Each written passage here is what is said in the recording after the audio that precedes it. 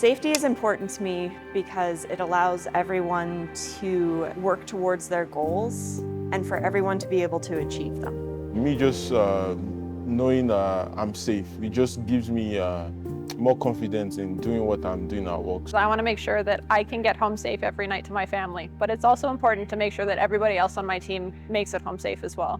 I want to make sure that me and the other people around me, in whatever activity I'm doing, whether it's the lab or my day-to-day life, we're all safe and keeping each other safe. Because I want to ensure that the people that I've come to know and come to care about will be able to come back the next day and continue to work in the environment that they love.